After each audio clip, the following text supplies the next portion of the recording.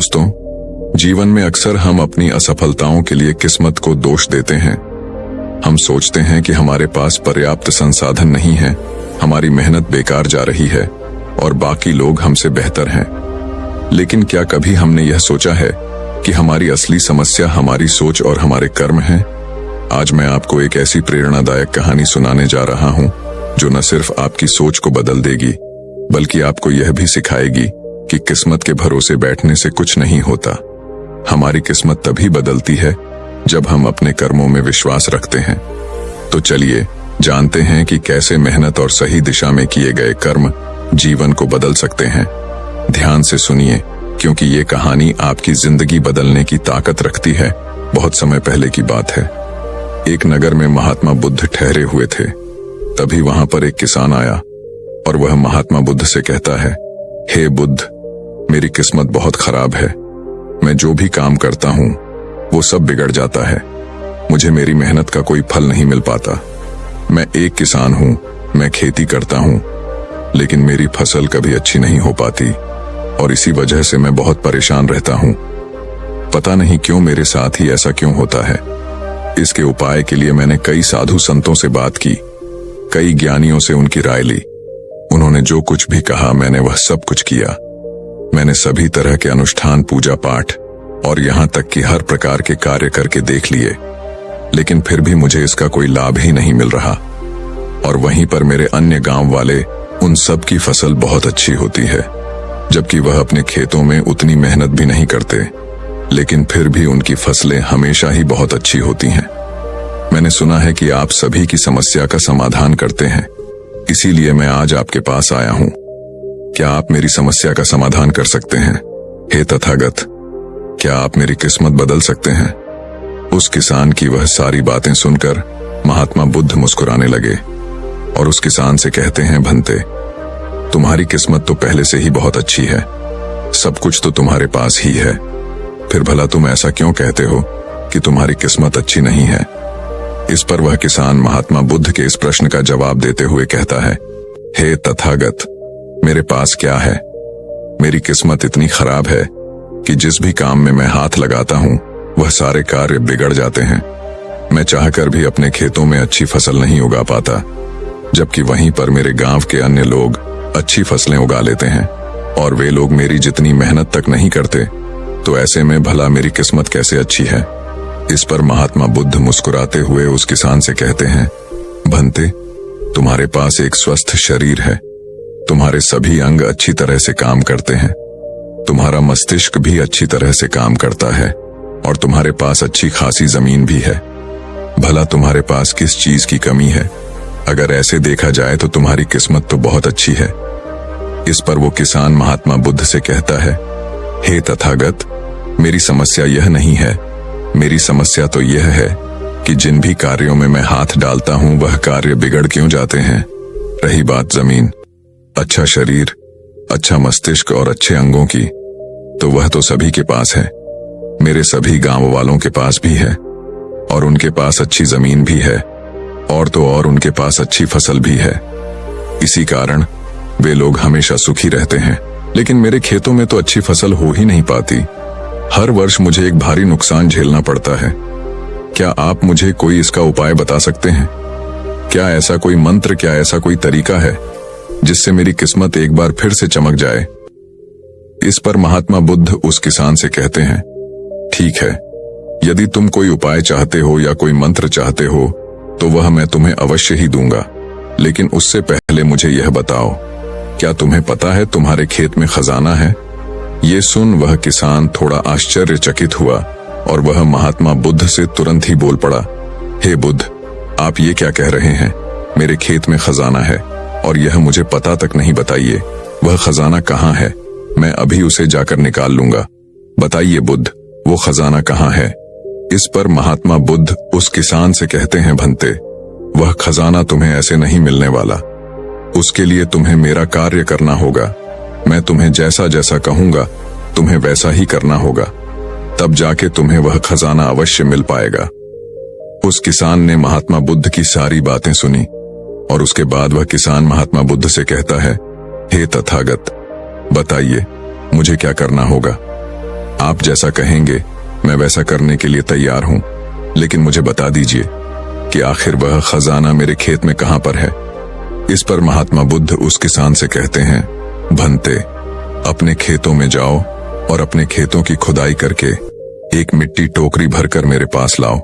वह किसान तुरंत ही महात्मा बुद्ध की बात मान लेता है। वह भागा भागा अपने खेतों में जाता है और जल्दी जल्दी एक टोकरी मिट्टी भरकर वह वापस महात्मा बुद्ध के पास पहुंचता है। उस मिट्टी को देखने के बाद महात्मा बुद्ध उस किसान से कहते हैं, ठीक है, अब मेरी बात ध्यान से सुनो। अब से 1 महीने बाद अपने खेत की खुदाई करना और जब तुम पूरा खेत खोद दोगे तो उसमें से एक टोकरी मिट्टी फिर से मेरे पास लेकर आना।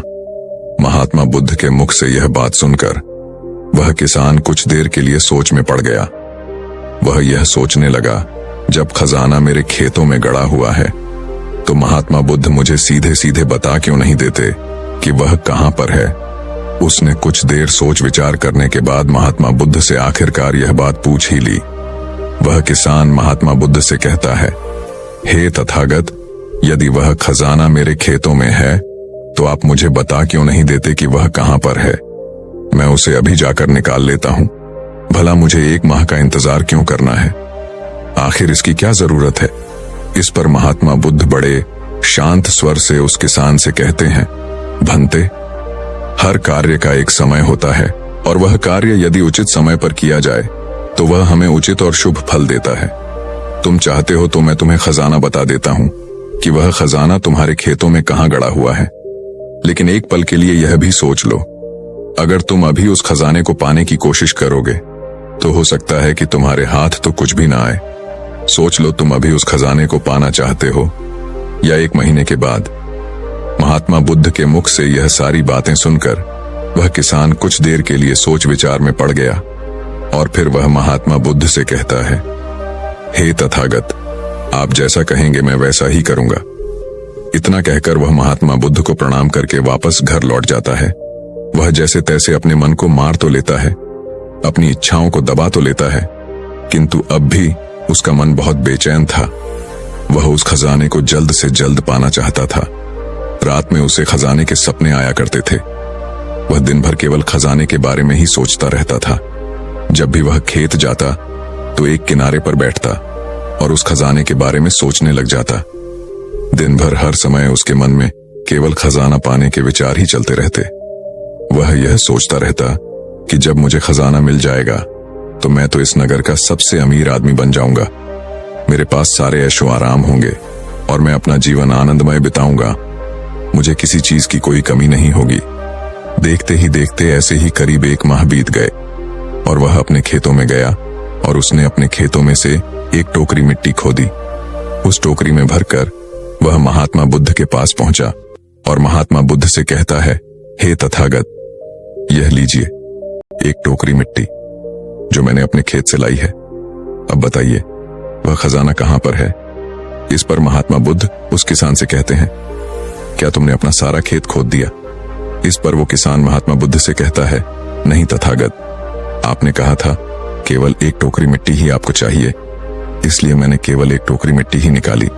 भला उसके लिए मुझे पूरा खेत जोतने की क्या जरूरत है? बस आप मुझे यह बता दीजिए कि वह खजाना मेरे खेतों में कहां पर गड़ा हुआ है। मैं जाकर वहीं पर खोदूंगा और वह खजाना निकाल लूंगा।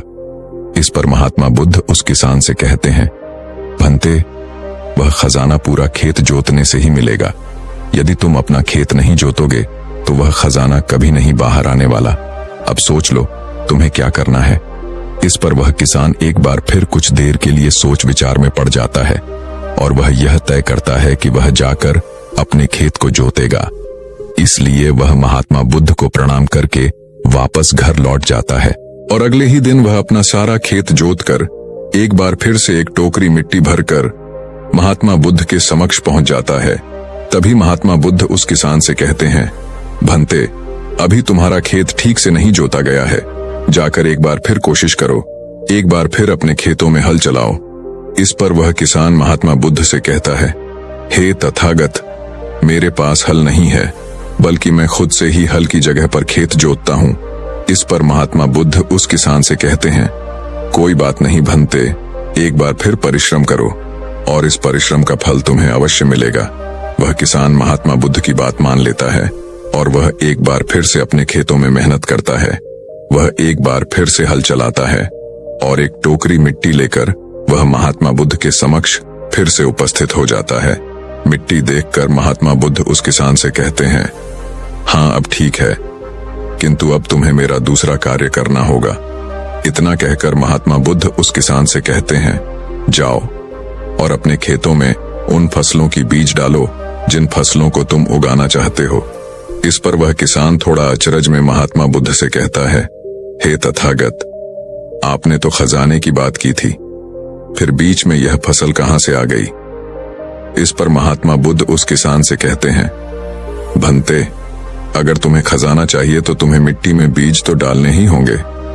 इस पर वह किसान महात्मा बुद्ध से कहता है, हे तथागत, आप जैसा कहेंगे मैं वैसा करने के लिए तैयार हूं, किंतु यदि मैं अभी बीज लेने जाऊंगा तो वो मुझे महंगे पड़ेंगे और अभी मेरे पास इतना धन भी नहीं है।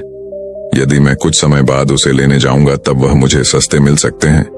इस पर महात्मा बुद्ध उस किसान से कहते हैं, भंते, मैंने तुम्हें कहा था यदि हम किसी कार्य को सही समय पर करते हैं तो हमें उचित लाभ मिलता है, किंतु अगर वही कार्य उस समय पर नहीं होता तो उसका फल हमें नहीं मिल पाता। इसीलिए आज ही जाओ और अपने खेतों में बीज डालो। वह किसान महात्मा बुद्ध की बात मान लेता है। वो महात्मा बुद्ध को प्रणाम करके बीज लेने निकल जाता है।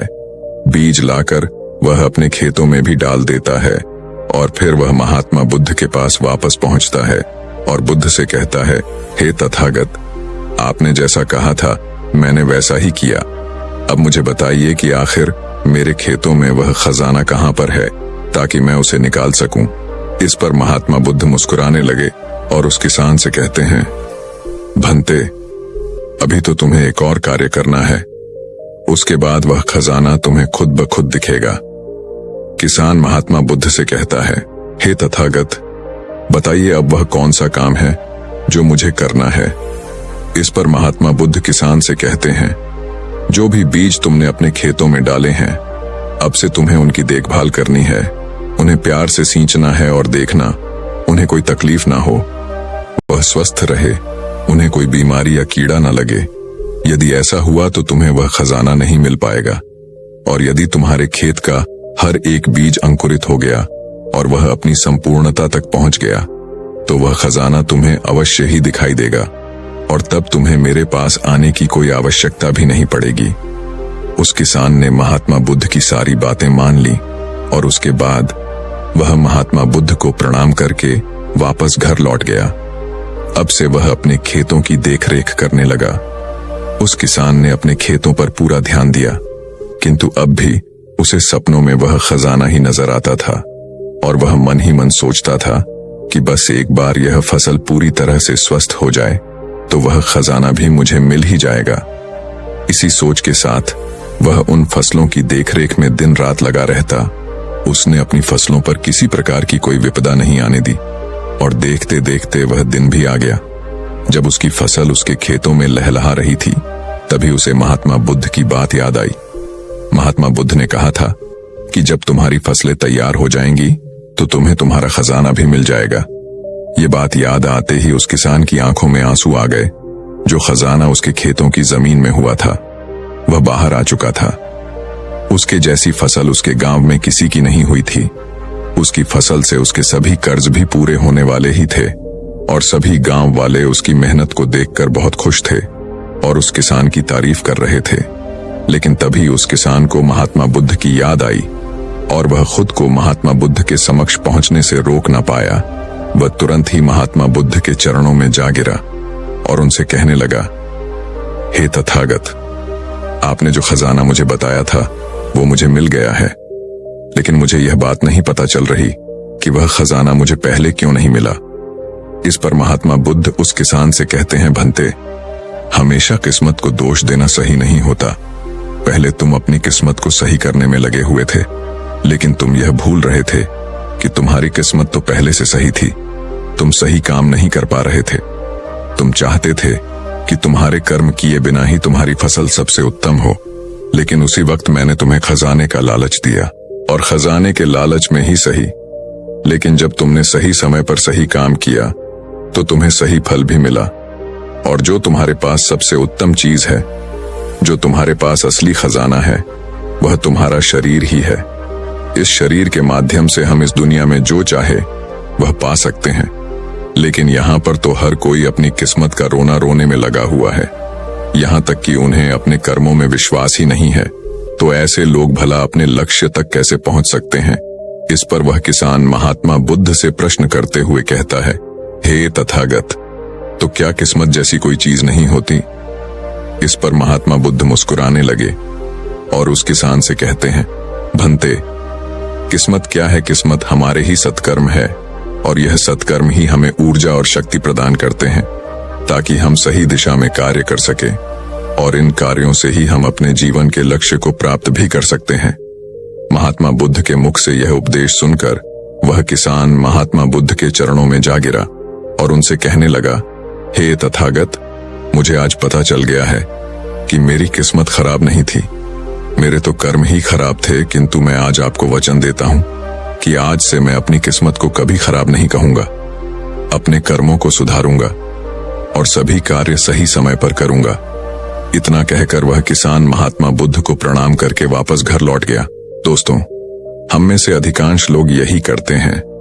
वे लोग हमेशा अपनी किस्मत को दोष देते रहते हैं, लेकिन वो कभी भी अपने कर्मों पर ध्यान नहीं देते। वो यह नहीं सोचते कि क्या उन्होंने अपने लक्ष्य को पाने के लिए जो कर्म करने चाहिए थे वो कर्म किए हैं या नहीं, कहीं उसमें कोई कमी तो नहीं रह गई, और अगर उसमें कोई कमी थी तो क्या उस कमी को दूर करके क्या उस लक्ष्य को प्राप्त किया जा सकता था। और यह सब हम तब सोच पाएंगे, तब समझ पाएंगे जब हम अपनी किस्मत को दोष देना बंद कर देंगे। लेकिन हम तो अपने आप को सही और अपने किस्मत को गलत ठहराना चाहते हैं। हम किसी ऐसे को चाहते हैं जो हमारी गलतियों का ठेका ले ले, और इसीलिए हम अपनी किस्मत को हमेशा दोष देते रहते हैं ताकि हमें कभी किसी के सवालों का कोई जवाब ही ना देना पड़े। और इस तरह से हम उस समस्या से भी निकल जाते हैं, और हम कभी पीछे पलटकर यह नहीं देखते कि क्या हमने उस लक्ष्य को पाने के लिए हर मुमकिन कोशिश की थी या नहीं। हमसे कहीं पर कोई गलती तो नहीं हुई थी, क्योंकि हमें तो लगता है कि यह सब तो किस्मत का खेल है, और भला किस्मत से कौन जीत सकता है। आपने अपने आसपास भी ऐसे कई लोगों को देखा होगा जो लोग अपने लक्ष्य को प्राप्त ना कर पाने पर रोते हैं, चिल्लाते हैं, और जब उनसे कोई उनकी असफलता का कारण पूछता है तो वह यही कहते हैं कि वह तो मेरी किस्मत में था ही नहीं। लेकिन यहाँ पर आप एक वास्तविकता भूल रहे हैं। इस दुनिया में ऐसे कई सारे लोग हैं जो अपने कर्म पर ध्यान देते हैं। वह अपने कर्म को कभी नहीं छोड़ते, भले ही वह अपने लक्ष्य को पहुंच पाने में असफल हो जाए, लेकिन फिर भी वह अपने कर्म पर विश्वास रखते हैं। और जो लोग अपने कर्म पर विश्वास रखते हैं वह लोग कभी यह नहीं कहते कि उनकी तो किस्मत ही खराब थी, बल्कि वह दोबारा फिर से एक बार पूरी शक्ति से उस लक्ष्य को पाने की कोशिश करते हैं। और यह कोशिश वह तब तक करते रहते हैं जब तक कि उन्हें उनका लक्ष्य मिल नहीं जाता।